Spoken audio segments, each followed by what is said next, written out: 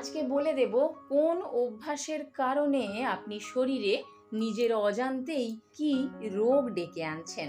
যদি আপনি রাতের খাবার দেরি করে খান তাহলে আপনার ডায়াবেটিস হওয়ার ঝুঁকি বেড়ে যাবে। আর যদি আপনি খাবারে অতিরিক্ত পরিমাণ নুন খান তাহলে হাইপার টেনশনের ঝুঁকি অনেকটাই বেড়ে যায়।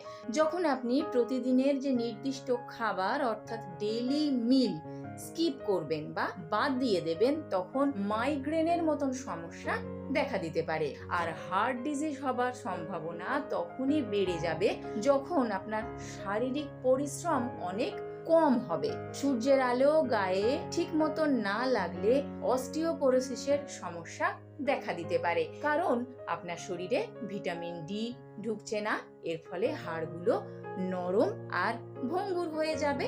কোনো খাবার যদি আপনি খুব দ্রুত খেয়ে ফেলেন অর্থাৎ ভালো করে না চিবিয়ে খান তাহলে গ্যাস্ট্রাইটিসের মতন সমস্যা দেখা দেবে। আর খাওয়ার পরপরই যদি আপনি ঘুমোতে চলে যান, যদি হাঁটাহাঁটি না করেন তাহলে অ্যাসিড রিফ্লাক্সের ঝুঁকি বেড়ে যায়। খাবারের সঙ্গে যদি আপনি চা খান অর্থাৎ চায়ের সঙ্গে অর্থাৎ চা খাবার সময় কোনো স্ন্যাক্স বা অন্য কোনো পছন্দের ভাজাভুজি আইটেম, এইরকম যদি আপনার ফুড হ্যাবিট হয় তাহলে কিন্তু অ্যানিমিয়া বা রক্তাল্পতা হয়ে যাবার সম্ভাবনা অনেকটাই বেড়ে যাবে।